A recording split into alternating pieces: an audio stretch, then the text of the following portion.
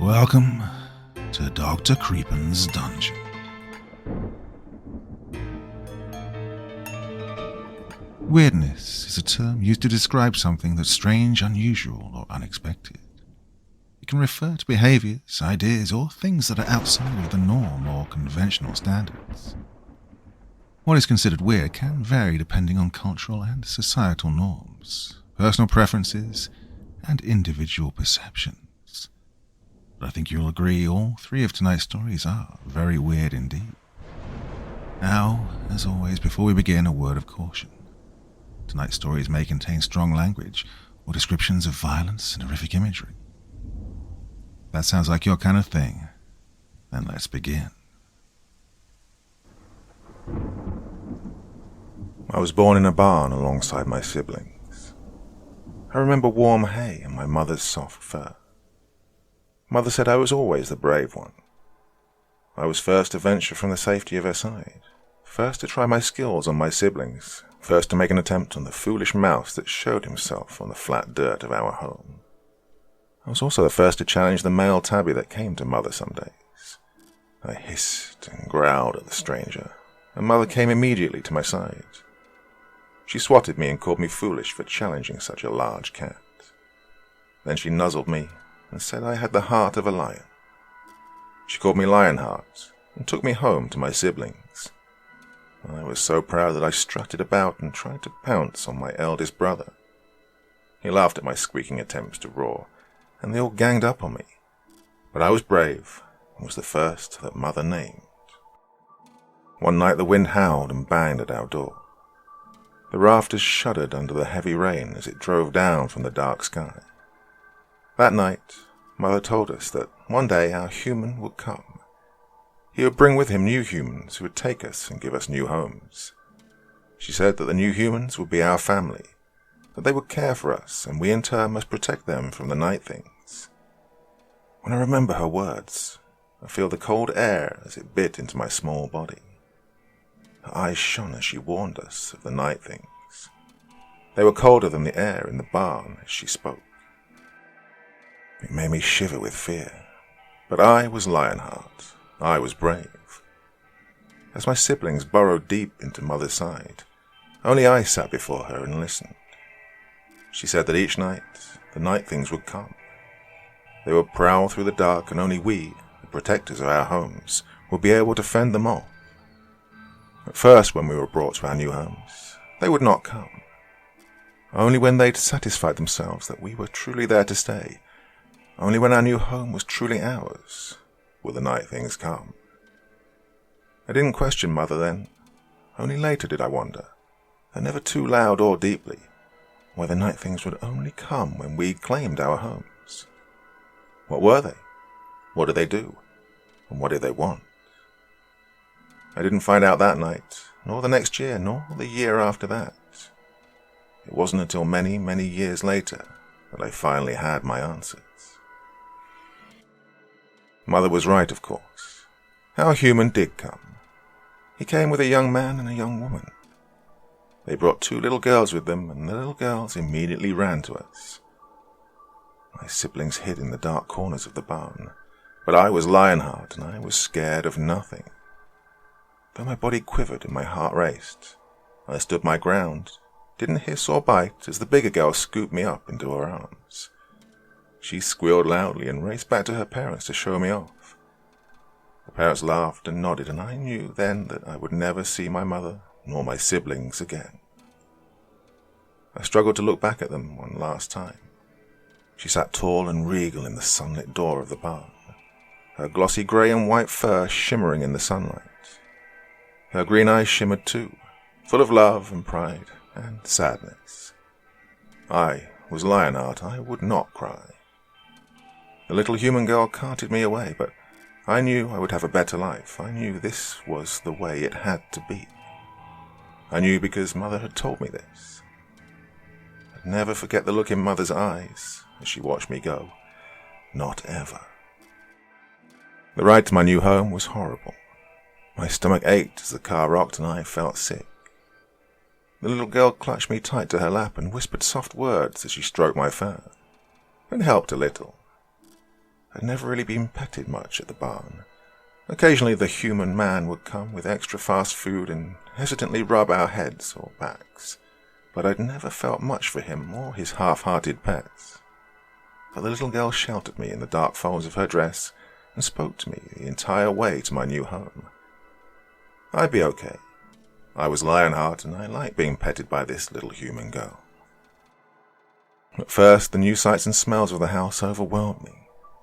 The little girl set me on the floor, and I ran for cover. There was so much new here, so much unknown. I cowered beneath a couch and shivered. Mother had warned us, but I couldn't have known how strange a new home would be. At first, the little girl had tried to coax me from beneath my hiding spot, but after my stubborn refusal, the bigger human scolded the girl, and they left me be. Well, I slept for a time, but then I grew curious. I was in a whole new world, and I needed to find out what was in it. Well, the smell of food also helped. It took some getting used to, but in the next couple of days I found myself growing to really like my new home. I was settling in. But in the back of my mind, Mother's warnings never left me. At night I would creep through the house, looking for the mysterious night things. It was on the third night that I saw my first one. I was nosing around the kitchen, smelling the human's dinner from earlier that night, when I heard the faint sound of a step. Ears alert, I listened more intently. It was too soft for a human. They were loud and clumsy. The soft step sounded again. Padded feet and claws on the hard wood of the living room. Cautiously, I crept towards the sound. Another step. I stalked into the room, peeking around the corner, trying to see what had invaded my new home. It was there, just below the window. Dark shadows swirling around a small four-legged creature. It was smooth-skinned with long, dark claws and fangs. Its tail swished, and I wondered if it had sensed me yet. It smelled of rain and wet leaves, of darkness and mold. I moved silently towards the thing, watching it as it lowered itself to the floor and snuck forward again. This was not like the play stalking of my siblings in the barn. It wasn't like chasing the toy mouse the little human girl tossed for me. This was serious business. I'd protect my home from this abomination. My heart beat like a drum in my tiny chest, but power filled my muscles and I sped from my hiding spot behind a potted plant. The night thing turned to me as I leapt atop it. My claws unsheathed, sank deeply into its soft flesh. I bit at its neck and latched onto what I could only hope was its jugular. It struggled and writhed under my small body, trying to bring its own claws to bear. But I was Lionheart, and I would not let up. We struggled a moment longer before the coppery taste of its dark blood filled my mouth. Just a moment more, and it grew still. I held my grip until I was certain it had perished. Then I let go and stood back, reviewing my kill with pride. Mother would be proud too, I was sure. Then the night thing began to dissolve. Wisps of dark smoke rose from its body in tendrils that reached for the ceiling. In seconds, it had faded away into nothingness. I was satisfied. The house would be safe tonight. Each night thereafter, the night things would come. They would slide through the screened windows, flit through the cracks in the doors, and sometimes even rise through the floors of the kitchen. Each night I would stalk and dispose of them. It was easy work, and I was proud to give back to my family. I'd watch the corpse of the night thing turn vaporous and melt into the dark. Then I'd curl up next to my human girls and purr in their ears. They would sleepily stroke my grey coat, and I'd drift away to pleasant dreams. I protected them, and I loved them, though I never forgot my mother. I would think of her sometimes when I was alone, and my family was off doing their own things. I'd remember her warmth against my small body, and the joy of chasing my siblings. But in the end, I didn't regret my choices or my fate. My life in the house was pleasant for the most part. The humans doted on me with toys and delicious food. Sometimes they get angry and shout when I leapt onto the table or stole a mouthful of food from their plates. But when I came to them with a purr in my chest and rubbed them for pets, they would sigh and succumb to my bribes of love. Soon enough, the years began to pass. I found more often than not that my joints would ache and my bones throb as the winter set in. When the house grew warmer and my girls grew tall, I grew too tired to play the games that I used to. The years were good to me, though, and I savoured every one of them. I'd sit and watch the family as they went about their lives. As we lived and loved one another, I was a silent observer of their joys and a comforter in their sorrows. And when the nights came and they were tucked away in their beds, I would hunt. And though when I was young and spry it was as simple as breathing, the years took their toll. I found it more and more difficult to patrol the nights. I was stiff and tired. It was harder to catch my breath afterwards. I was growing too old for the hunt. Each night I would curl up to sleep with worry on my mind. I knew I couldn't protect the family forever. But what would happen when I inevitably failed? I didn't know. Whatever did happen, though, I would stand my ground and bare my teeth on those night things. I would defy them and stand on. So I held my head high during the nights and pushed on. The years wore me down, as age does. Through blurry eyes I hunted. Through aching and protesting bones I prevailed. But the night things kept coming. It became a struggle to rouse my weary body every evening. But I would go as long as I could. I was Lionheart, and I would not let my family down. I would give them every last breath of my life. Finally, the night came when I could give no more. I heard a whisper of movement as it approached my resting spot upon a chair in the living room. Soft paws padding on carpet. I opened my eyes to peer at my foe. It was a shadow amongst shadows. Once I might have seen it clearly, but now it was a dim shape. I sighed and tried to stand, but my legs failed me. So I was completely surprised when the night thing leapt up beside me. I blinked at it, and then my heart quickened. Soft grey and white fur came into focus, and she rubbed her warm face against mine. Her purr was a salve to my aching body and soul. I closed my eyes as her weight settled against me. Her memory had faded with time, but I knew her scent as it filled my nose. I could never truly forget it. And so it was, with my mother beside me, that I took my last breath.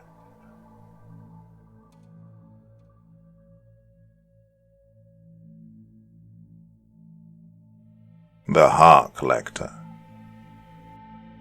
Ravenous rain tore up the dirt road that led to the house at the end of Highgrove Street.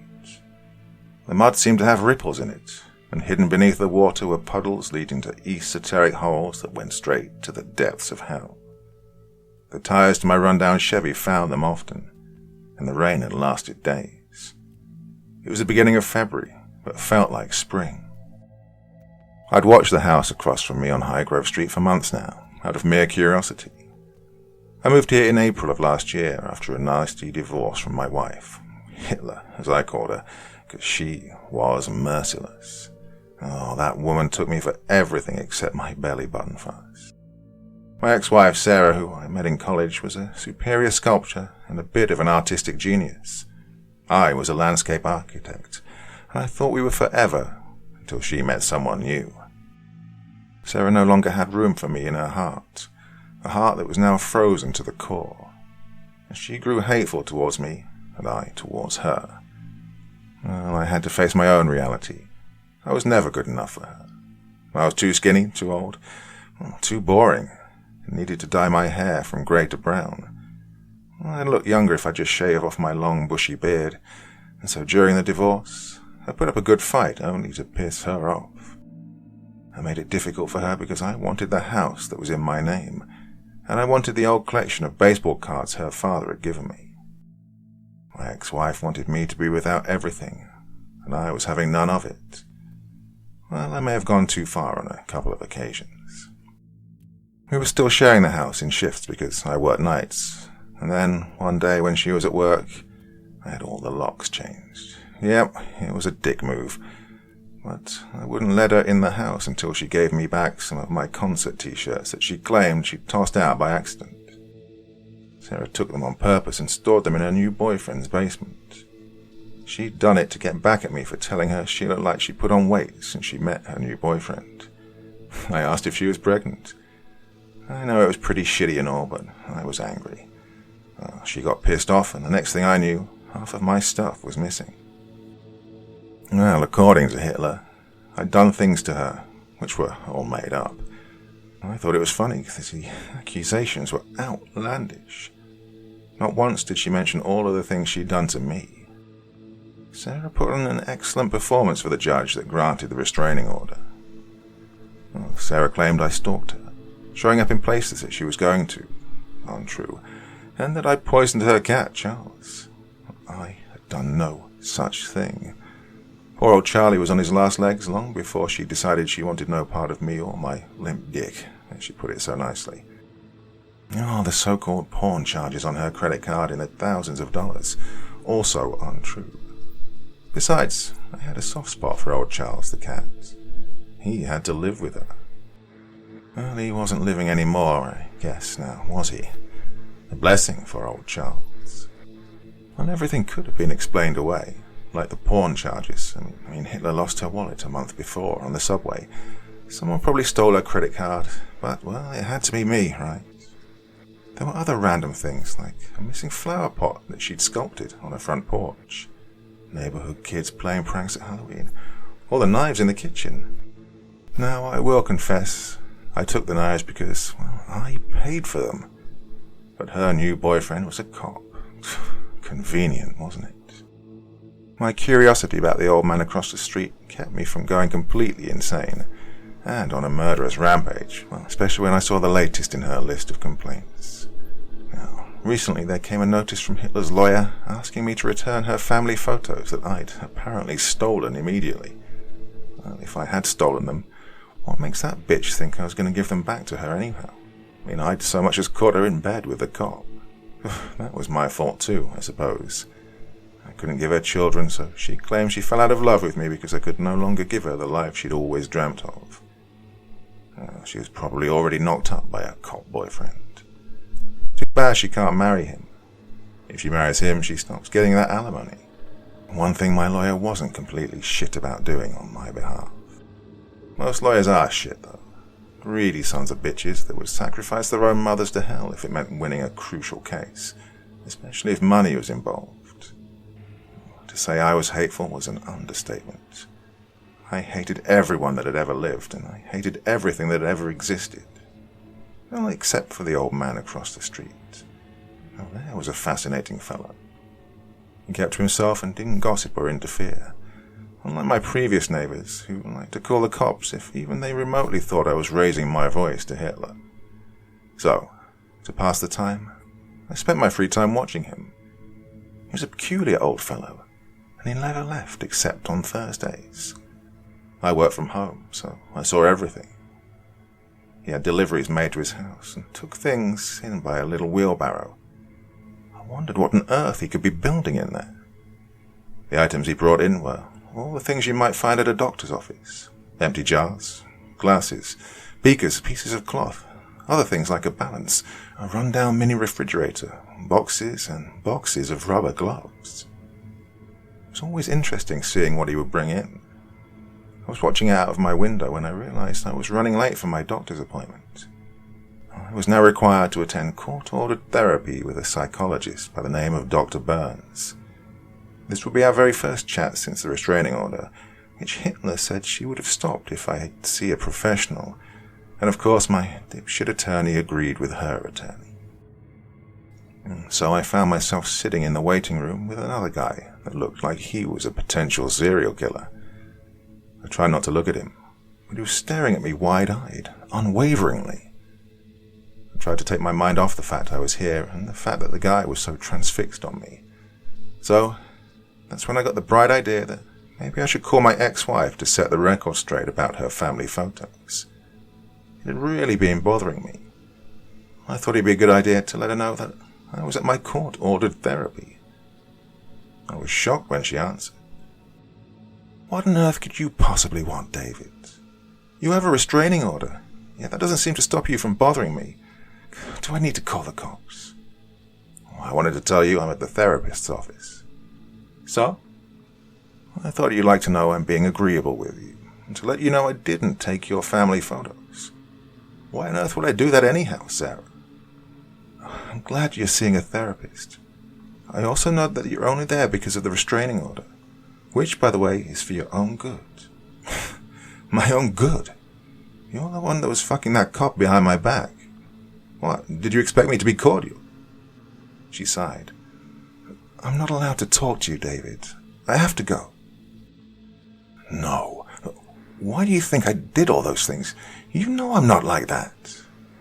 I found myself raising my voice again, louder this time. Why do you do anything that you've done in the last year? To torture me? Let's be honest. You don't play with a full deck anymore because you're sick, David. You need to get some help and move on with your life. Pretty convenient. You have your life now, and I'm the one sitting here getting therapy. You're the crazy bitch that told all those lies about me. I'm hanging up now. Please never call me again. Sarah, you know I didn't do those things. Well, I know you have those photos. I saw you put the box in your car when you broke in and stole them. I have a security camera set up in the family room for this very reason. Watch yourself because I would hate to see you go to jail. What would your life be like then? Well, so that cop boyfriend's helping you. You didn't see shit, Sarah. You didn't see shit. I realized I was screaming into the phone when my doctor came into the hallway to see what the commotion was. She'd hung up in the middle of my tirade. David Simmons?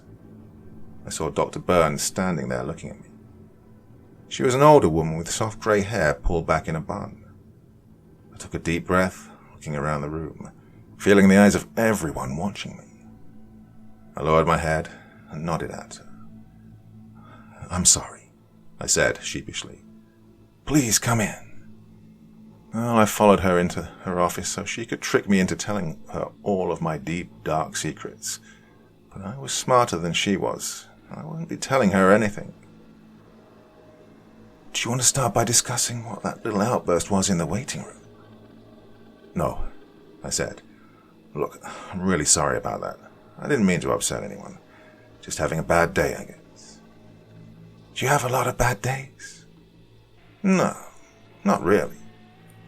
Deep breath, then. Dr. Burns smiled at me. I'd appreciate it in the future if you'd hold off on those types of outbursts when you're in my office. I have colleagues with other patients. Dr. Burns' tone was tender and empathetic. I didn't dislike her, and I found myself talking to her even though I didn't want to. I guess it was nice to speak to a woman that wasn't Hitler. Someone that didn't put me down and make me feel like shit, like I was some kind of loser. So, you like to garden? I asked her, looking at all the plants and plant-related books in her office. She smiled warmly at me. It's a hobby of mine. Do you have any hobbies? No, not really. Well, what sort of things do you like to do? I, watch people. She took a deep breath and looked at me, puzzled. How do you mean? Oh, I'm not weird. I bet you get a shit ton of weirdos, like that guy in the waiting room. I bet he molests kids. Real freak, that guy. He stared at me the whole time I was out there waiting on you. Oh, I'm not saying you're weird. Everyone can be weird sometimes.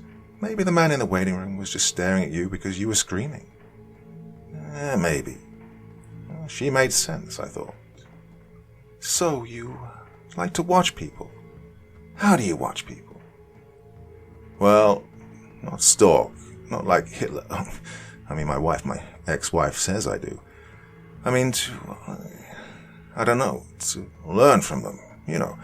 Like there's this fella that lives across the street from me. I found him really interesting. Why do you find him interesting? Well, he keeps to himself. He's always tinkering around his place, building shit. He's a little fellow, but he gets around, if you know what I mean. Have you ever tried talking to him? Nah, I don't think he'd really have much to say. Perhaps you could talk to him about what he's building. Tell him you admire people like that. Start off with a compliment and go from there. Okay. Feels like I'm trying to ask him on a date. That doesn't mean you're asking him out on a date. Anytime you meet someone new, it's going to be a brief period of trying to get to know them. It takes practice. Dr. Burns smiled at me. I guess that makes sense. Well, David, our time's up for today. But by our next appointment in 2 weeks, I'd like you to reach out to him to say hello or ask him over for a beer. Rebuilding positive human interactions is crucial to healing. You've been through a lot. You mean the divorce and the restraining order? All change causes grief. Just start small. Say hello and see where that takes you. Well, the hour went by so quickly, and I left feeling better than I had in a long time. Dr. Burns sure had a funny way to make you feel like she wasn't a therapist at all. She was more like a friend. Maybe that was the point of a therapist. They could be your imaginary friend so that you had someone to talk to. I mean, you paid them to speak to you, or in my case, the court paid for it. When I got home, I cracked open a beer and sat down in my recliner. I turned on my television and tried to zone out. I was halfway into a rerun of some old episode of Alfred Hitchcock Presents when there was a loud bang. I thought I heard someone screaming. Sitting up in my chair, I put my beer down, looked out the window. There seemed to be a flashing light coming from the old man's house. I went outside and I heard it again. Someone was in distress. I walked over towards the old man's driveway and I heard moaning. The flashlight was rolling around in a circle and the old man appeared to have fallen. Oh, there was glass everywhere and it was covered in a green liquid. I stepped out over the glass and went to help the old man up. Did this count as an official meet and greet? Well, I laughed to myself, thinking about what Dr. Burns might say in her relaxing voice. A meeting is still a meeting, I imagined her saying to me. Hey, looks like you took a nasty fall. Let me help you up. The old man was still moaning. He seemed tired and out of breath. Once I helped him stand, he seemed all right enough to walk into his house. His door was still wide open, and so I helped him to an old Victorian sofa. He took an audible breath and pointed towards a small table. I looked up and saw a cup, grabbed it and handed it to him. He smacked his lips together. Thank you. It was nothing. It's a good thing I was here. Looks like you took a smack to your head. I'll be okay. I'm more concerned with the mess in the driveway. I can get that for you. It's no problem at all. Oh, no. I'll tend to it later. Really, I have a broom and a bucket. No. He was stern, and his word was final. For a small man, he had a presence about him. He required respect, to which I provided willingly. Okay, do you need anything else? I'm Dave, by the way. Oh, thank you, Dave. I'm Boris. I grinned wide, thinking how Dr. Burns would be so proud of me when I told her exactly what I'd done. Well, maybe I'd get the restraining order stopped sooner than later. Possibly someday I'd be able to repair the relationship with Sarah. Try to make it right. Well, real pleasure, Boris, I said, sitting down across him in an old chair. It didn't occur to me that it might be bad manners. I looked around the room and there were strange collections of things. On his mantel was a giant fish skeleton. He'd made a lamp of finger bones, and on the coffee table was a bowl filled with a coiled snake skeleton. There were insects in frames all over his walls and taxidermist material scattered throughout. It wasn't cluttered or messy, and everything had its place inside of his home. The stuffed crows that were lined up his tall wall created a murder frozen in mid-flight. Their eyes seemed to be alive as they watched me from their black metallic gaze. I forgot myself staring at this collection of odd things, and it wasn't until he coughed that I remembered my place. My hobby is of oddities, Boris said in a raspy voice. how long have you been a collector of oddities? I asked him, unable to keep my eyes away from all of the little quirks. There was something oddly beautiful about them. There was a love in them that made it hard to be weirded out by these dead things. Well, as long as humans have existed. I chuckled at his elder humor, and awkwardly could tell my time was up. It wasn't anything that was said, but I got a strange feeling my presence was no longer welcome. So I stood and bid goodbye to Boris, with plans to check on his well-being the next day. I entered my home after my visit with the elderly gentleman, whose name I knew now was Boris. I felt strangely tired, for the first time in a long time, but peace. I slept for the first time in ages, and I even had pleasant dreams. I was living with Sarah again. We were so happy, and we had a newborn baby. I was pushing the baby in a stroller, and I'd leaned in to see our child when I woke to the sound of birds before I could see my child's face in my dream. I showered, and when I looked at the old man in the mirror, I decided I didn't want to adopt the Grizzly Adams look anymore. It took me nearly 30 minutes, but I managed to find my electric razor. I trimmed my long beard to crop it against my face, and I shaved the hair off my head into a crew cut. I looked at myself quite satisfied with my new, improved look. I cut most of the grey hair off my face and underneath. It was mostly the reddish-brown colour that defined me as a man of 39. I showered and dressed like someone that could rejoice in polite society. I made a cup of coffee for myself. I made a second one, added a splash of cream to both cups, and made my way over to the home of my new friend Boris. I knocked on the front door. It took the old man a few minutes, but he eventually answered. He opened the door, saying nothing, and just waved me in. For me? He asked, grinning at the second cup of coffee. I wasn't sure if you like cream. If you want more, I have some at home. Oh, not necessary, thank you. Suppose you're here to check up on me. Yeah, I laughed. You took a big hit to your head. How are you feeling? Oh, like new after a comfy night's sleep.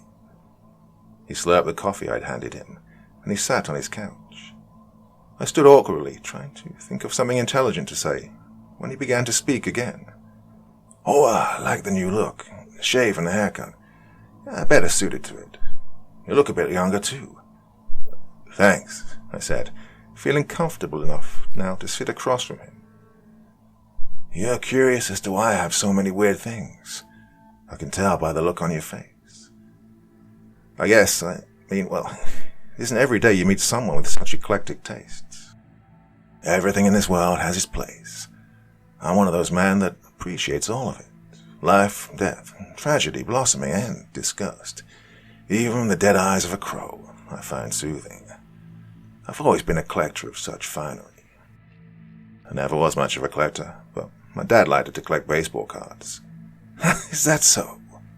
Boris laughed lightly. Well, I guess, but I never saw the point.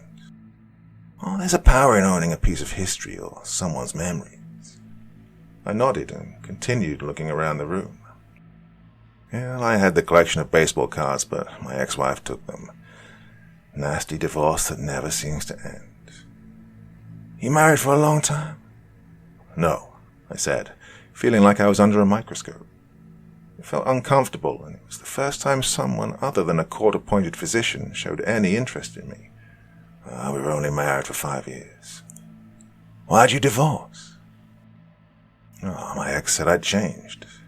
Sarah was the one that changed. She was suddenly some famous sculptor and always had some sort of event. She stopped coming home as much, got a new set of fancy friends, and started sleeping with some cop. There was a bitterness in my tone, and I could feel my eyes growing black, thinking about her. Oh, I wished I could incinerate her and that cop.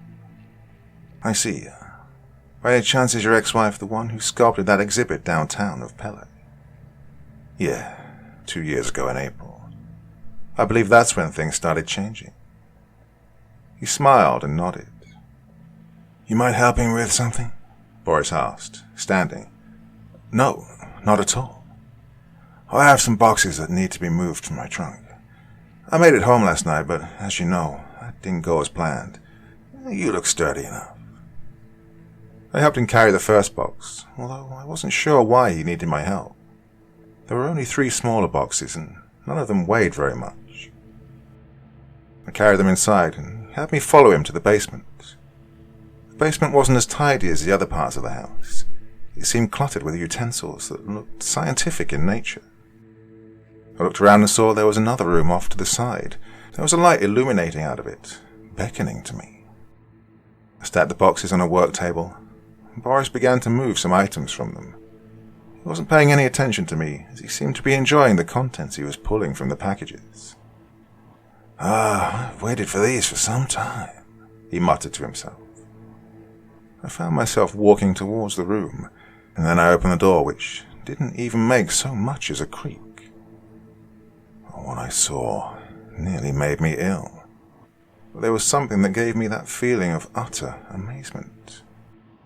On display shelves with track lighting were beautiful glass jars. Inside them all was a green liquid that seemed to make them glow. Inside each one of them was a glowing flame-red heart. My mouth dropped open as I was looking around the room. There were hundreds of them. Below each was a name and what looked like a job title. I was confused, and then, remembering myself, I turned back to look at Boris. You found me out, Boris chuckled. Are these pig hearts? I asked, showing my immediate stupidity. Human. How? Why? Don't doctors need these for donations? How would you get them? So many of them. Each one is actually quite special to me. Not illegal, at least, not where I come from. Why? Each one is a genius of different talent, profession, most never recognized by the world. Boris walked me over to a wall with an enlarged heart, pointing to the description under it. It's so big. Was he a giant? I couldn't believe what my eyes were showing me. Boris had to have been conned by some dark website selling them on the black market. God, there were no way these were real. His name was Marco Giovanni. He lived in Sicily and died at age 19. By the registers, he was 10 feet tall. He weighed nearly 300 pounds. His overgrown heart is actually what would have killed him if I hadn't found him and saved him from a fate worse than death. I stood unmoved, in awe. Boris watched me as I looked around the room, and my eyes settled on another name. That is Esmeralda Ankerman. She is a world-famous cellist. Next to her was Raymond Woolworth. He invented an instrument that saved the entire world when there was no looking. Next to him is a famous Olympian. I looked at the names and the years, because some of them there were from 152 BC.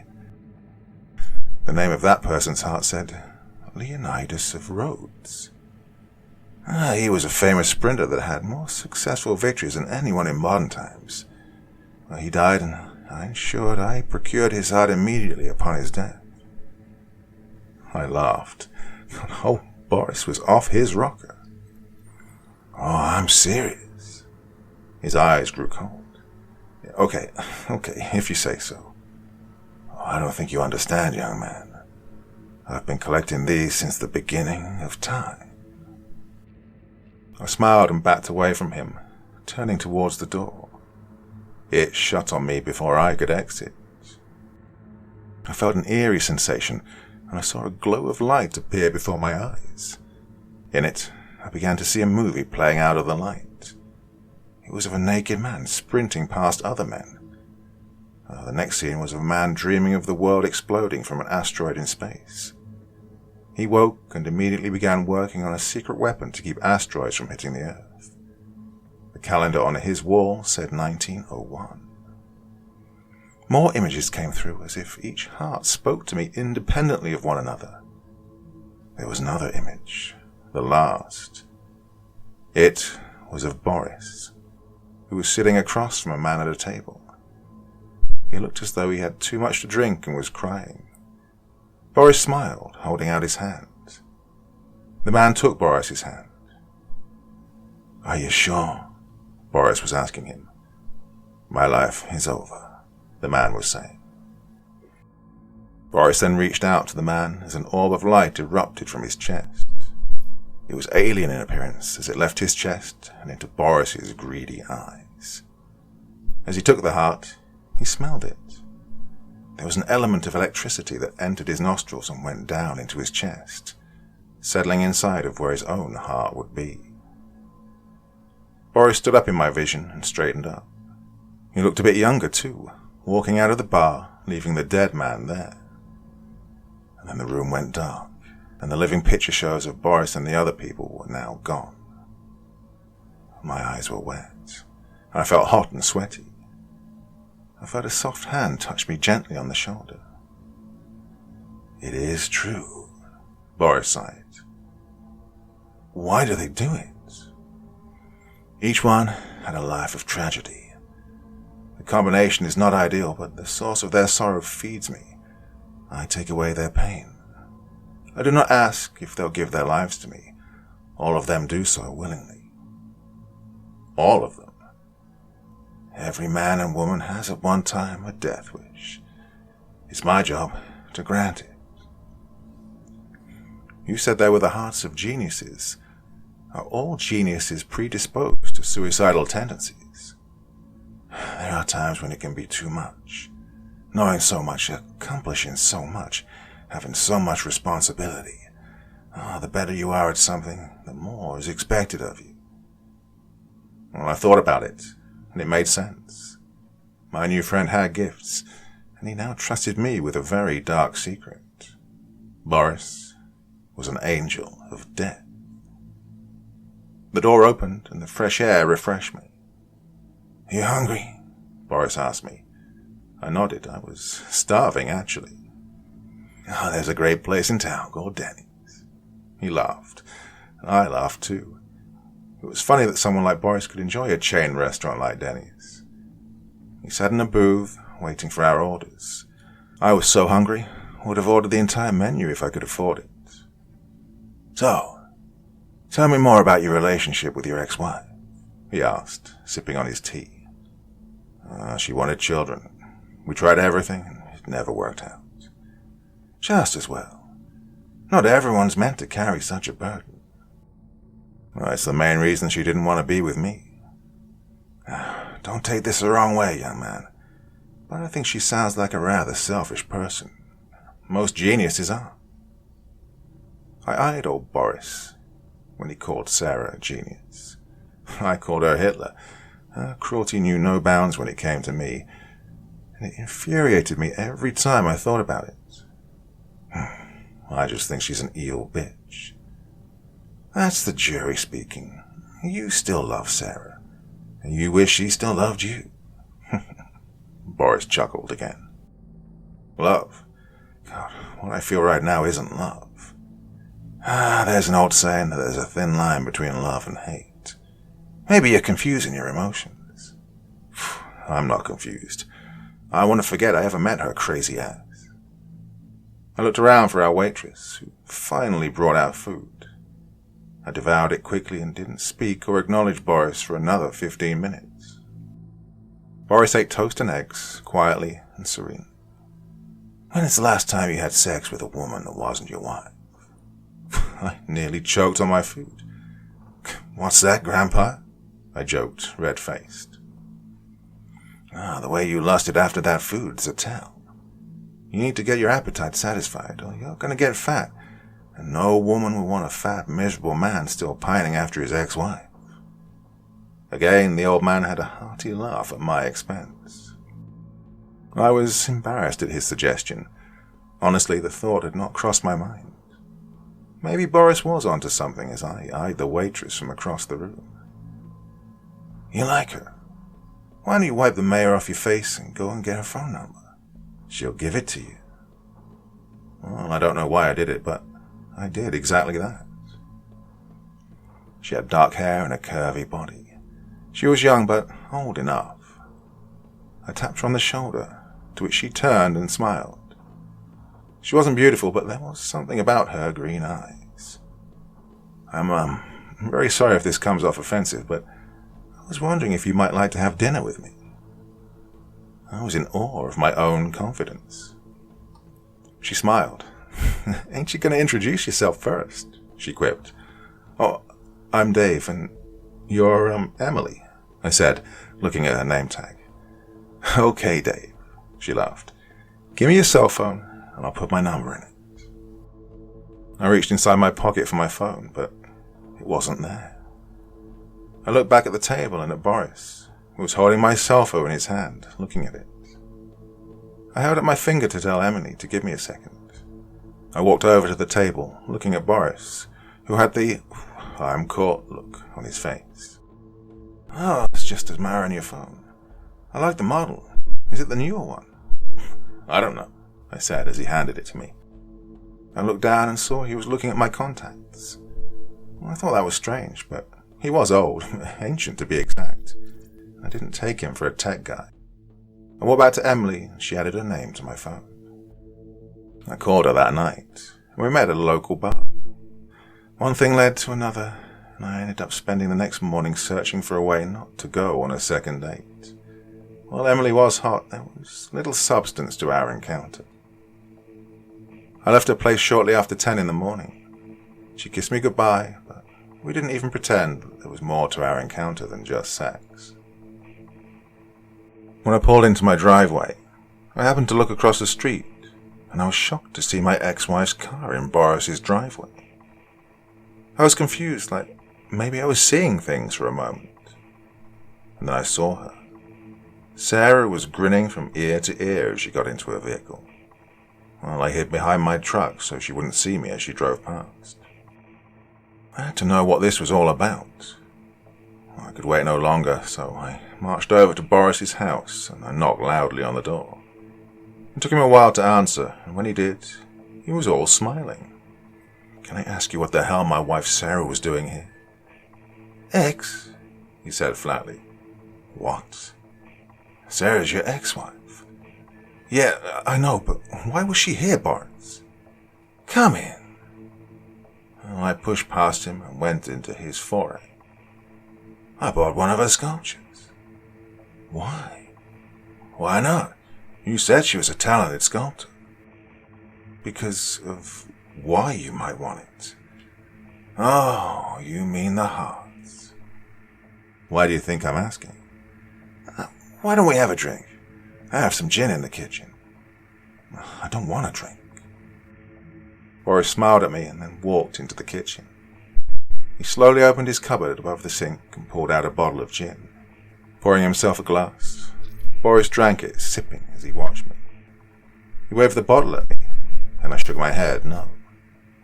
Screwing the cap back onto the bottle, he put it back and then carried his glass with him as he walked towards me. "Let me show you something."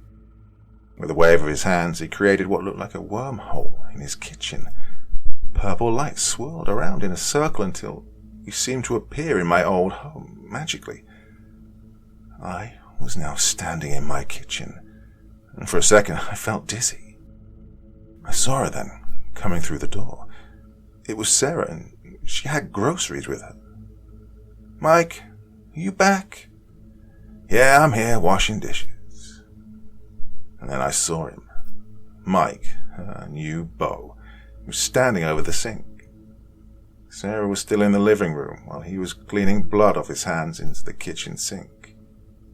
He wiped the blood off the knife and then placed it back into the drawer. Why was Boris showing me this? The room melted all around us, and then I saw it. Mike was burying something in the woods. It was a bag. The bag had broken open, and inside it were charred pieces of bone. Mike brushed the bones inside the large black bag and buried it deep inside a hole. Looking around, he quickly cleaned himself off and then walked away. From that point on, I saw more of his crimes. Mike was a serial killer who preyed on people. There was no discrimination, old, young, male, female. Mike killed them all, but because of his job, no one ever suspected. "How long?" I whispered to Boris, who turned off the vision as though he were pressing a button. 20 years now. Mike is one of the best serial killers that ever lived. Quite a genius at what he does. Oh, his heart will be quite the specimen to add to my collection. So, you don't want Sarah? Boris turned his head from me, looking down as he slowly sipped on his gin. Both are prize specimens. Both? I questioned. Yes. Mike is clearly the one you should kill.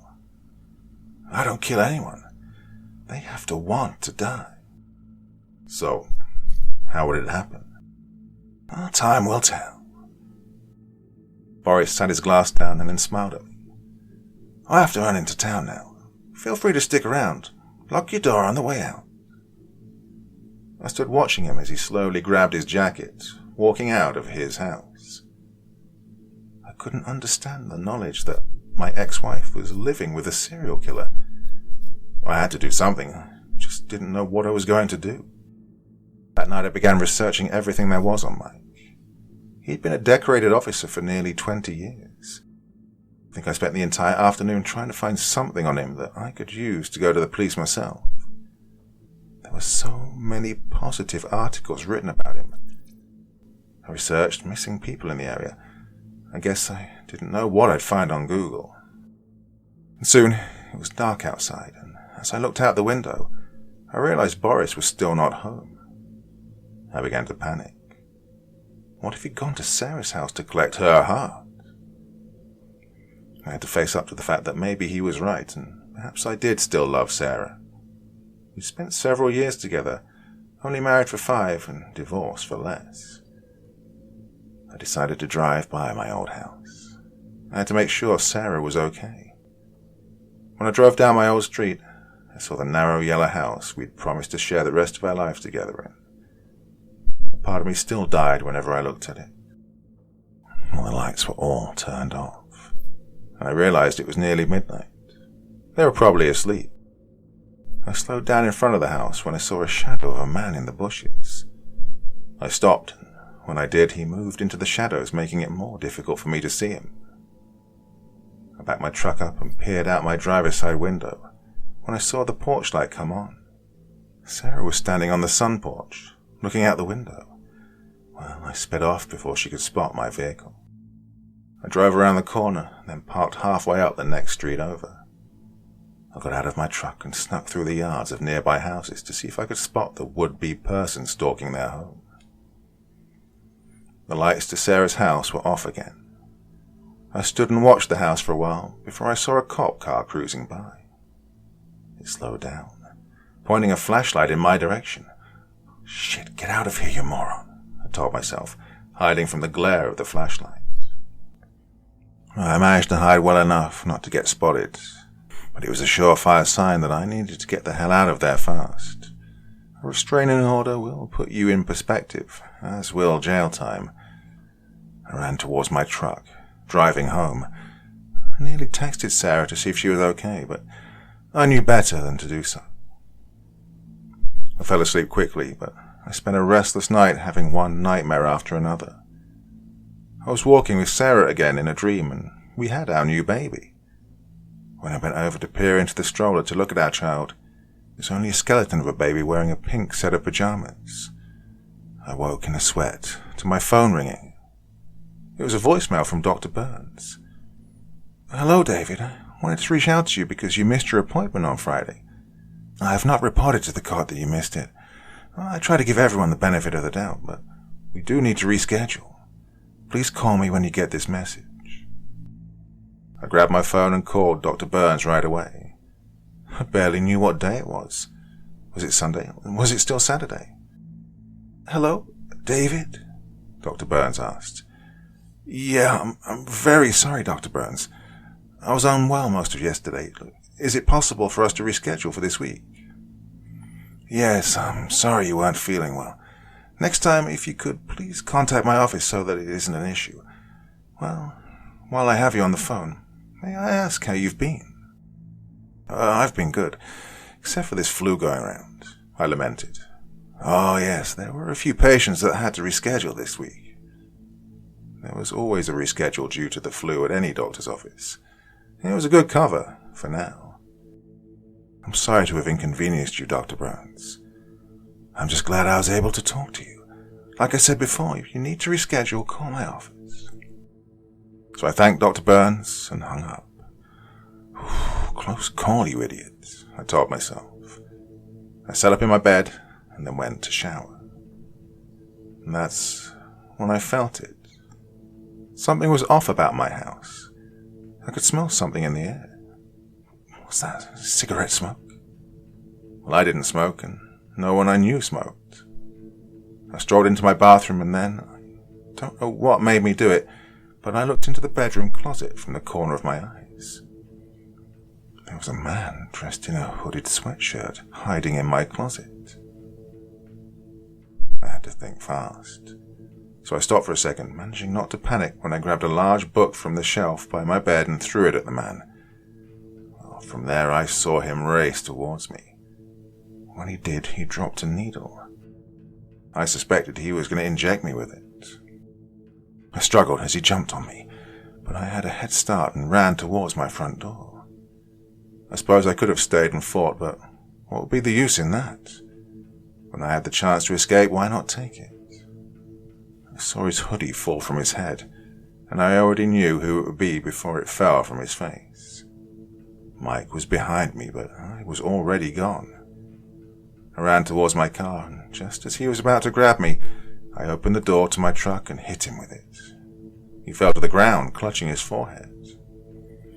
"Oh, you son of a bitch!" Mike yelled.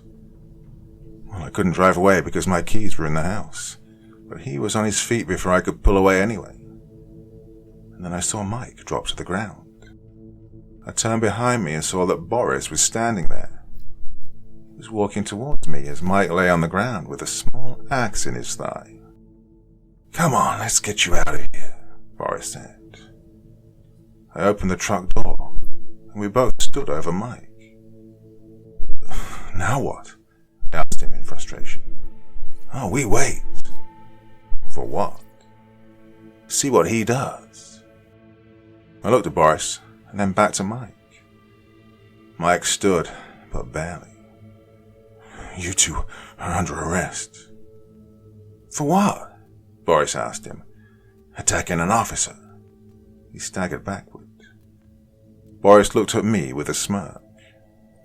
"Oh, we see no badge. Why were you in my friend's house? You attacked him." Mike said nothing else. Instead, he toppled in my direction, pulling out a gun. I was lucky enough to see it and stopped him from shooting at me. I wasn't as big as Mike was, but he was injured, so I had that on my side. He struggled for a moment longer, when he fell and hit his head on the concrete, knocking himself out cold. I'd fallen next to him amidst the struggle, and now I got up to look at him. He was still alive. "Now what?" I yelled at Boris. "Oh, we can take him inside." Well, I struggled with Mike, as Boris was relatively no help. I managed to get Mike, eventually, inside my house. "Should we call someone? He's not waking up." "Oh, he'll wake," Boris said, sitting on my sofa. Mike laid on my living room floor, and we both looked at him. A snore erupted from his mouth, and Boris let out a giddy chirp of laughter. "What?" I was annoyed at his giddiness. "Oh, you'll see." Finally, after what felt like hours, Mike began to come to. He tried to sit up, but then screamed in pain as he did. "Oh, I wouldn't do that if I were you," Boris exclaimed. Mike looked over at him, the confusion apparent, and then he looked at me. "How are you still walking this earth?" I kicked him out of anger. "Shut up, swine. Sarah can't be happy because she's always worried about you and what you'll do next." "What about you?" "I know what you do." Mike looked at me as he realized what I was saying. "Well, who are you going to tell?" Boris looked over at me and then down at Mike. "Tell me, what would you like more than anything?" "To kill both of you." Boris was disappointed as he turned back towards me, shrugging his shoulders. "Can't you do something?" "No, they have to want it." "What are you two idiots talking about? I need a doctor." Mike was now exhibiting pain. "I have an idea," I said, grabbing my phone. Boris looked at me. I called Sarah and told her to come over to my place. As soon as Mike saw me say, "Hello, Sarah, it's about Mike," he began to attempt at moving across the floor to get at me.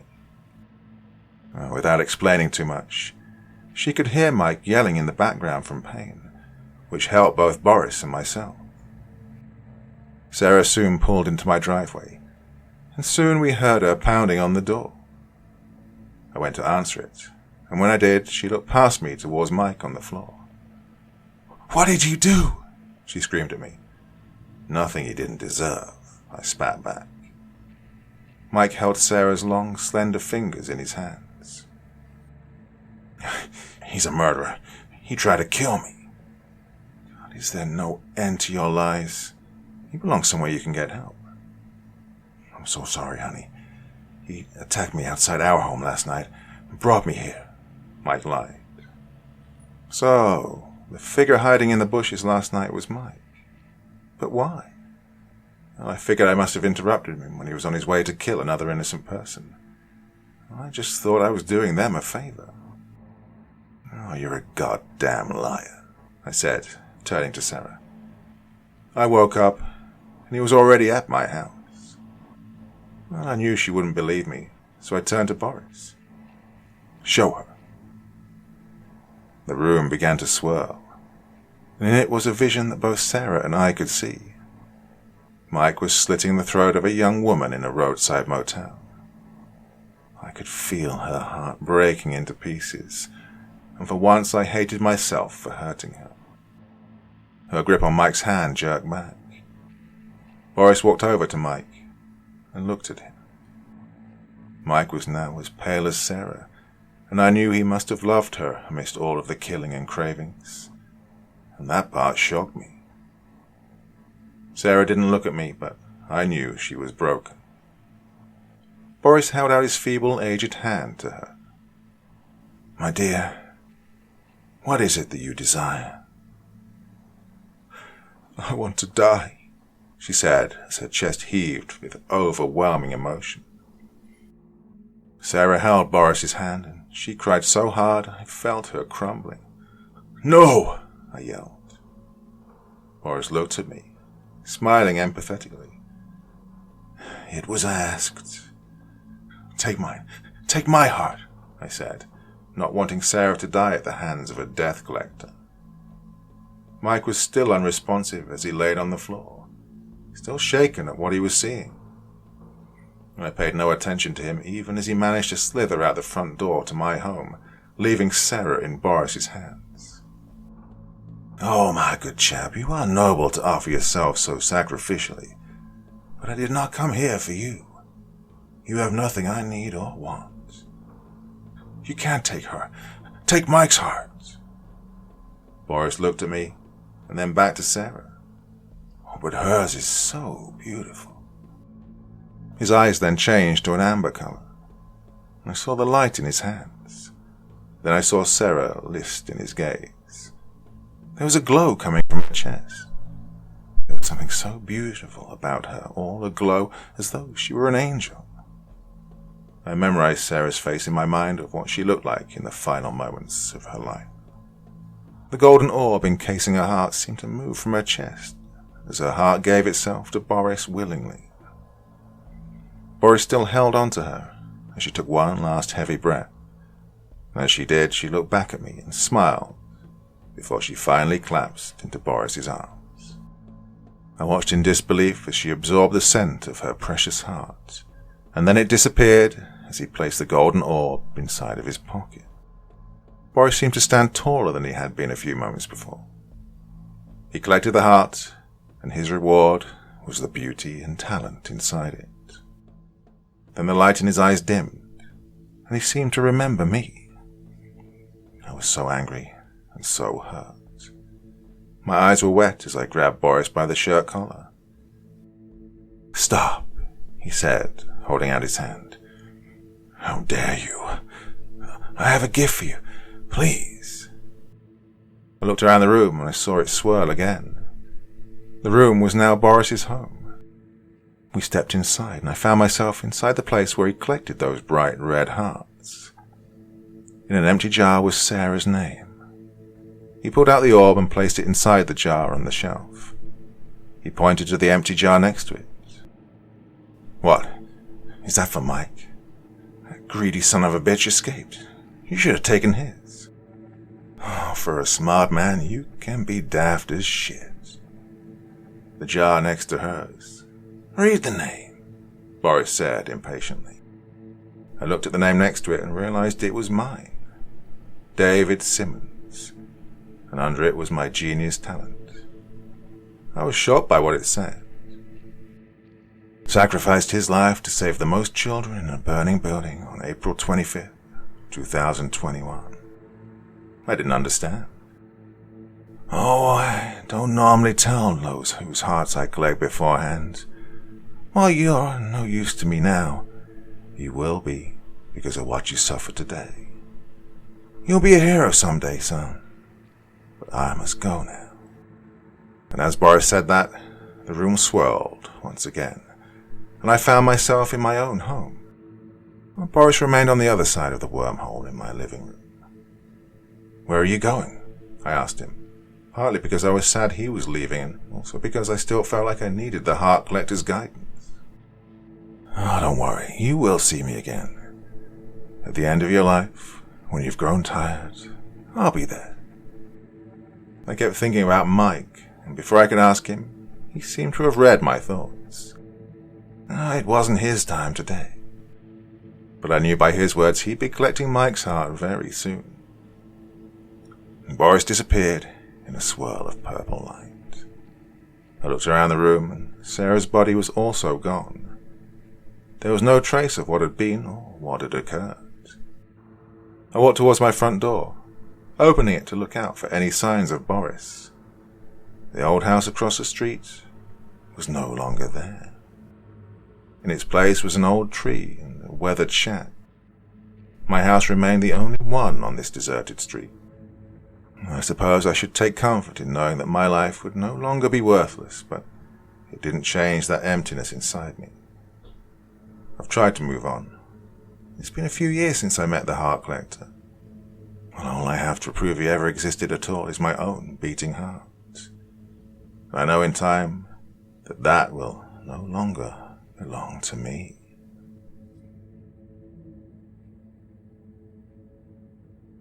What is fear? A human instinct?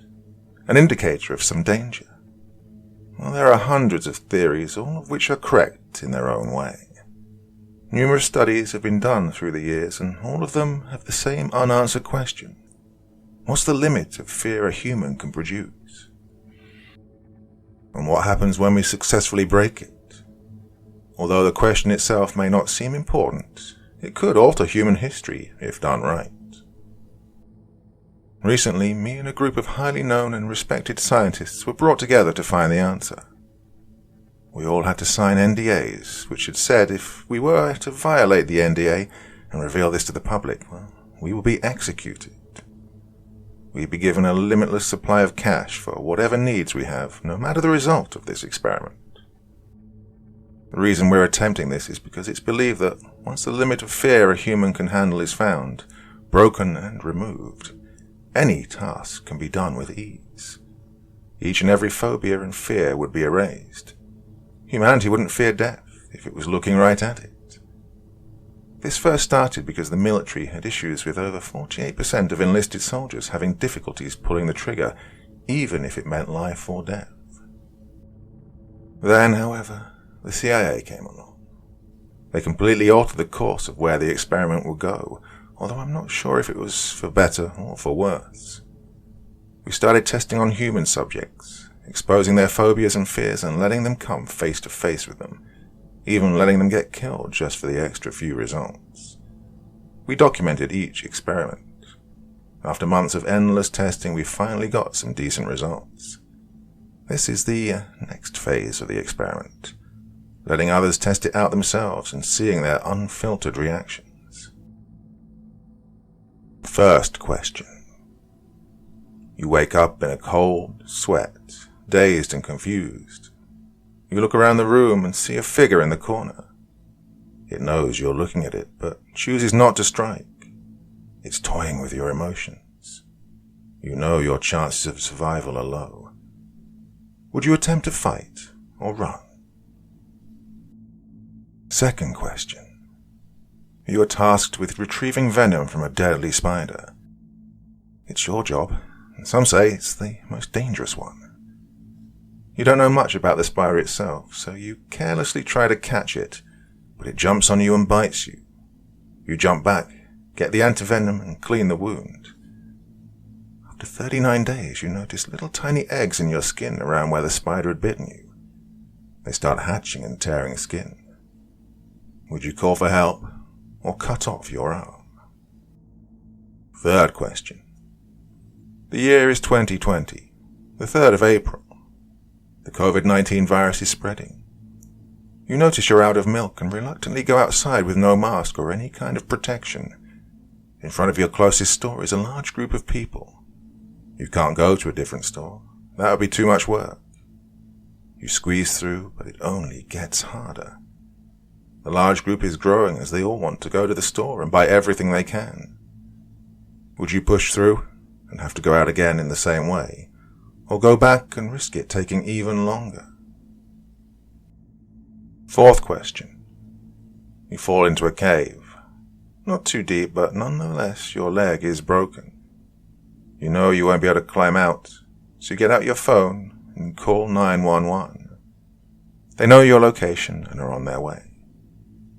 While examining the room, you notice something moving in the darkness, then a slight hiss.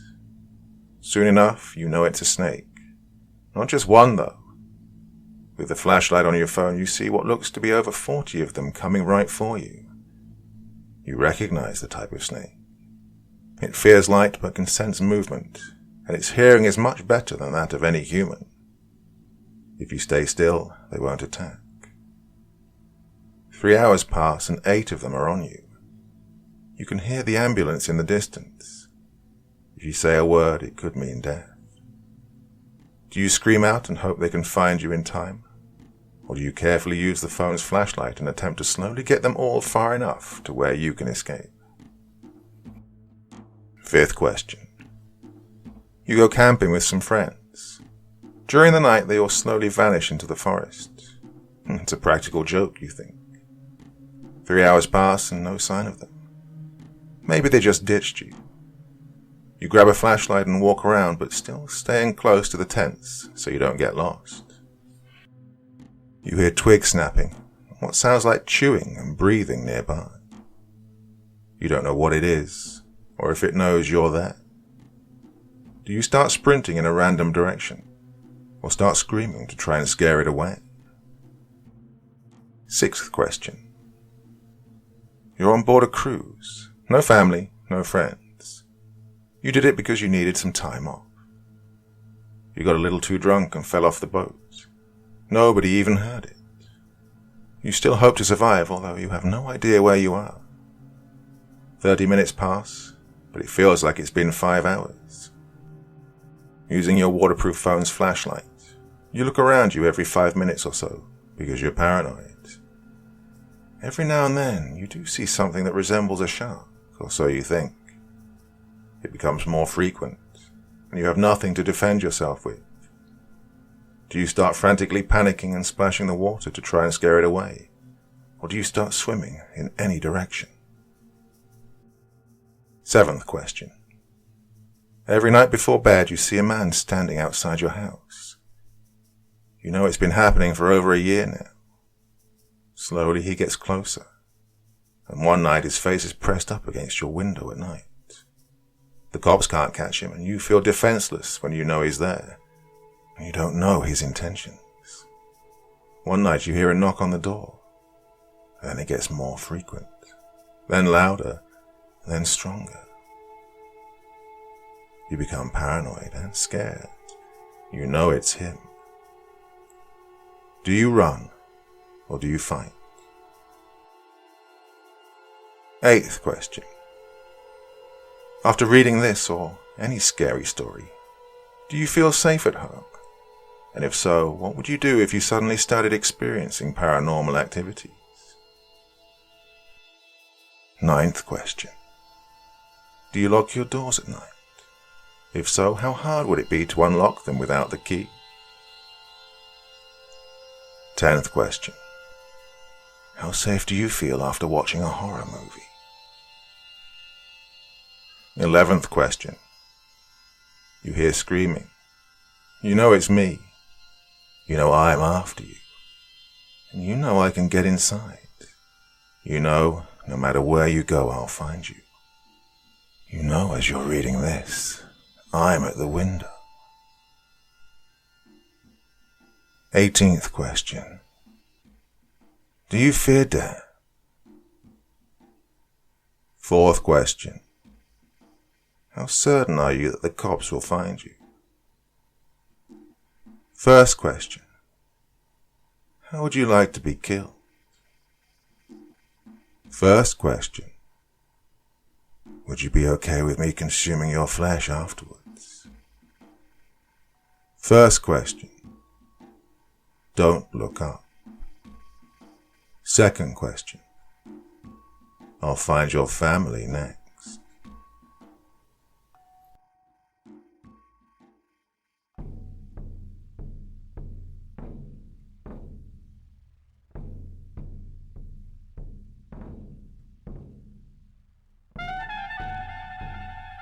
And so once again, we reach the end of tonight's podcast. My thanks as always to the authors of those wonderful stories, and to you for taking the time to listen. Now, I'd ask one small favor of you. Wherever you get your podcast from, please write a few nice words and leave a 5-star review, as it really helps the podcast. That's it for this week, but I'll be back again same time, same place, and I do so hope you'll join me once more. Until next time, sweet dreams and bye-bye.